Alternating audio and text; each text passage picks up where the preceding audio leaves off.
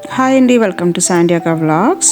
డిన్నర్లోకి నేను simple cabbage curry ఎలా చేశానో ఇప్పుడు చూపిస్తున్నాను. క్యాబేజీ తినని వాళ్ళు కూడా ఈ కర్రీ చాలా ఇష్టంగా తింటారు. కొద్దిగా ఆయిల్ తీసుకొని అలా తాలింపు గింజలు, ఉల్లిపాయలు, పచ్చిమిర్చి వేసానండి. అవన్నీ కొంచెం బాగా వేగిన తర్వాత అందులోకి సన్నగా తరిగిన క్యాబేజీ వేస్తున్నాను. ఒక 5 మినిట్స్ క్యాబేజీ వేగిన తర్వాత అందులో ఒక టమాటోని ముక్కలుగా కట్ చేసుకొని వేసుకున్నాను. కావాలంటే ఇందులో కొద్దిగా అల్లం వెల్లుల్లి పేస్ట్ కూడా వేసుకోవచ్చండి.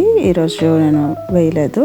మూత పెట్టి మధ్య మధ్యలో కలుపుకుంటూ ఇది ఒక 10 మినిట్స్ నేను బాగా వేయించుకున్నాను. ఉప్పు కూడా వేసాను. పక్కన చపాతీల కోసమని కిచెన్ లో చపాతీ పిండి కలుపుతున్నాను. కూర అయ్యే లోపల ఈ చపాతీ పిండి కొద్దిసేపు నానుతుంది కూడా. ఇప్పుడు ఒక 4 ఎగ్స్ తీసుకున్నానండి. క్యాబేజ్ క్వాంటిటీని బట్టి ఎగ్స్ మనం ఎక్కువ తక్కువ వేసుకోవచ్చు. ఇప్పుడు ఈ ఎగ్స్ ఇందులో వేస్తున్నాను. క్యాబేజ్ అండ్ ఎగ్ రెండు కూడా హెల్త్ కి మంచివి కాబట్టి పిల్లలకి ఇలా చేసి పెడితే టేస్ట్ బాగుంటుంది అండ్ హెల్తీ కూడానండి.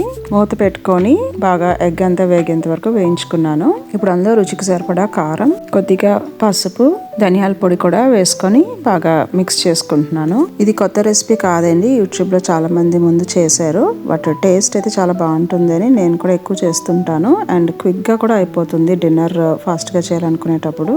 ఈ టైంలో ఉంటే కొద్దిగా కొత్తిమీర జల్లుకొని ఇంకా స్టవ్ ఆఫ్ చేసేయడమే. పక్కన నేను చపాతీలు కూడా చేస్తున్నాను. చపాతీలు సాఫ్ట్ గా రావాలంటే ప్రాక్టీస్ ఉండాలండి. నేను కూడా ఫస్ట్ లో చేసినప్పుడు అప్పడాల్లో వచ్చేవి. బట్ నేను ఎన్నో ఇయర్స్ నుంచి చేయడం వల్ల ఇప్పుడు నా చపాతీలు బాగా సాఫ్ట్ గా వస్తున్నాయి. అండ్ పాముకునేటప్పుడు కూడా చాలా పల్చగా పాముకోవాలి, అన్ని సైడ్స్ ఈవెన్ గా ఉండేలాగా. బిగినర్స్ అయితే చపాతీని మధ్యలోకి ఫోల్డ్ చేసి ఆయిల్ రాసుకుంటే లేయర్స్ గా బాగా వస్తుందండి. రెండు వైపులా కొద్దిగా నూనె రాసుకొని మంచిగా రెడ్ గా వచ్చేంత వరకు కాల్చుకుంటున్నాను. చపాతీ ఎప్పుడు కూడా హై ఫ్లేమ్ లో కాల్చుకోవాలి. వేడి వేడి చపాతీ కర్రీతో సర్వ్ చేశాను. 45 మినిట్స్ కి రెండు అయిపోయండి.